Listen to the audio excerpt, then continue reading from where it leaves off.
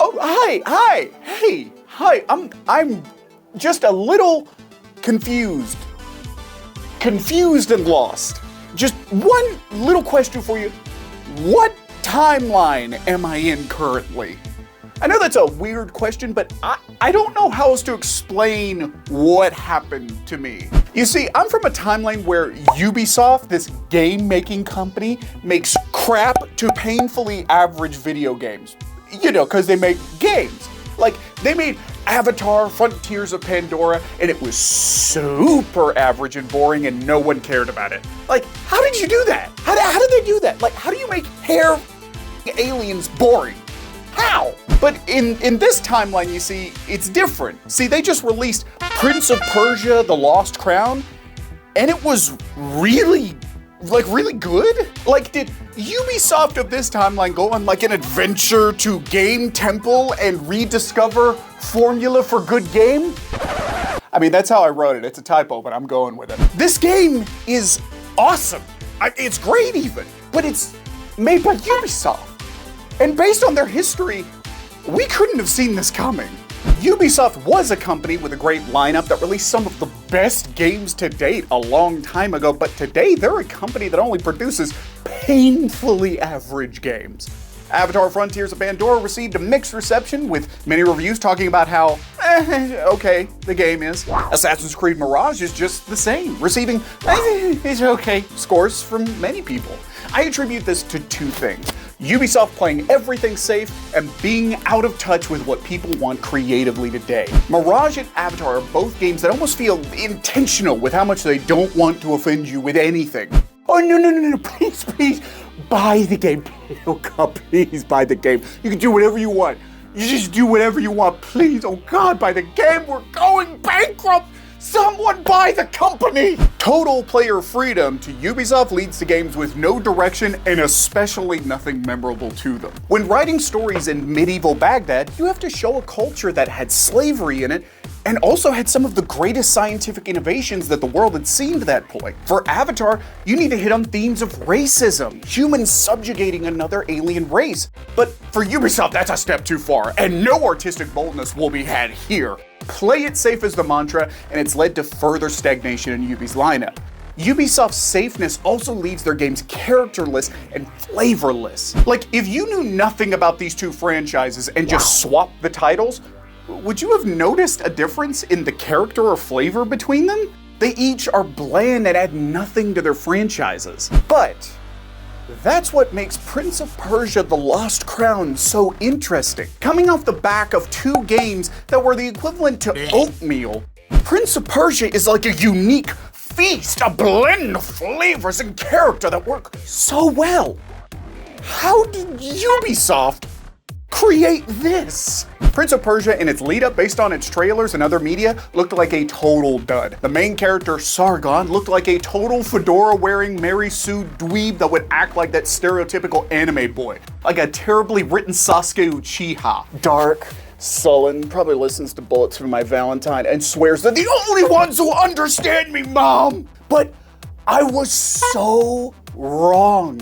Sargon is a well-written character that shows a ton of growth and really grew on me. In Prince of Persia fashion, time manipulation is here and it's used to further flesh out the character of Sargon. He's a young man lost and finally finds a mentor in a group that he belongs to, but finds out that the leader and most of the group morally disagree with him. His character growth is great to see and is very memorable. It's not a unique, wholly new story, but it's done so well that it didn't really bother me that much.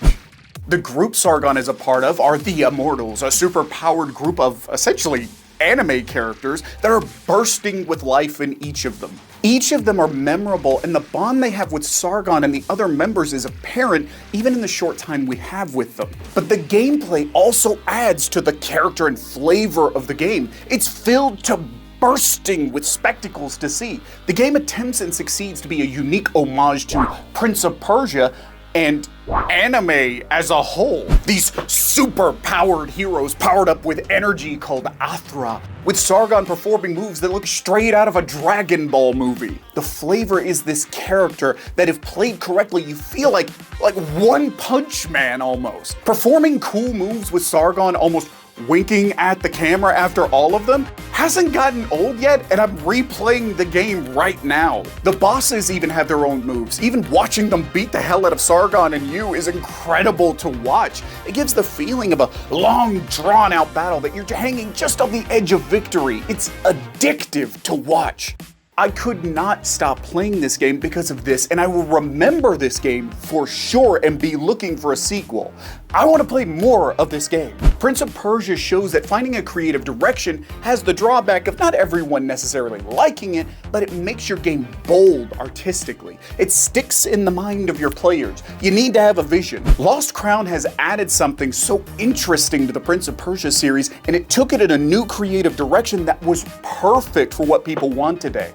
Ubisoft seems to have finally taken a breath of fresh air and found new creative people, or maybe just allowed the people they had to finally do something cool. However, flavor, character, and not playing it safe can be done in many different ways, including ones that made me furious. Mirage and Avatar each offered very little to interest many creatively, but inside their gameplay they also failed to satisfy. When you play video games, you must be challenged in some way. Give me a puzzle that's too easy or an enemy that's just a damage spun, then there's no satisfaction in winning. Please play our game. You can beat it. With our game, you'll have something to do. Ubisoft has thought for some time now that making their players think or potentially lose is not fun. Mirage and Avatar are games that are like kids' carnival rides. They're easy, offer no challenge, and then they pat you on the head and say, "Good job, Timmy, you beat the boss. Do you want to go do more stuff now?" Mirage and Avatar are helicopter parents with no backbone to challenge you, but Prince of Persia: The Lost Crown? They're the strict mommy and daddy you've been needing. Prince of Persia beats you and tells you to get better at the game. Remember all the tools at your disposal, beat this challenge, and it's so satisfying to have some pushback finally. Beating this game's challenges are awesome and infuriating, as they kind of should be. Infuriating your players is something Ubisoft never wants to do because player freedom means the player is free from consequence and challenge, because you need to be free. But Prince of Persia said, "Nah, get on your knees. Daddy's being mean today, and I like it." The gameplay is reminiscent of old God of War games. It's snappy and feels great to play, but it also punishes you for your mistakes and makes you earn their love. What? I'm still talking about the game, I swear. The essence of the game is challenge. It takes the formula that other 2D Souls-likes and the 3D ones as well, and it makes it more epic. Where Elden Ring is much more low-key in its flashiness, preferring to make everything less showy, Prince of Persia wants to make hitting your big move or beating a challenge satisfying by seeing a cool character do some cool stuff. The Souls-like aspect is not as heavy here though. You don't lose your currency or things like that. Instead, it wants you to approach each challenge, decide on an approach, reevaluate, and then win. It's a formula that is very rewarding. Mirage and Avatar, on the other hand, were told it felt like to stay away from anything even approaching this kind of formula. Instead, just placate the player, make them think less. But the combat here is gonna make you think. The combat, like I said, is very snappy and fast. No matter your skill level, you're gonna feel awesome. Sargon zips around the screen, being super reactive to your inputs, which sometimes means your mistakes are amplified, which is the point. But again, can I talk about Athra Surges? These are these sick moves that play into the build you're going with, but let's be honest, we all went with the Super Saiyan Athra Surge that basically makes you Goku from Dragon Ball for a bit of time. Prince of Persia: The Lost Crown is a pushback against player freedom that's gone too far as well. The map for the game is big, but not too big. It's not filled with random things to do. Rather substantive, either story or gameplay rewarding things. I want to see these companies start to lead the square footage of a game for a game that is smaller, but way more fun, like Prince of Persia: The Lost Crown. As the map in-game is big, but it's not so much that it feels empty and lifeless. Beautiful vistas in a jungle, a beautiful upper city, and a snowy hilltop all lend to the principle that your game doesn't need to be the size of the whole earth to be good. Keep it simple, and your players will respond well to that. It may sound like a bad thing, but people like seeing the same stuff over and over again. What do you think my vids are, essentially? Ubisoft Montpellier, the studio behind the game, have seemingly gone against every Ubisoft trope, and it's so awesome to see what came out of it, man. Yeah, that's about it. And you know what? I think I'm gonna stay in this timeline.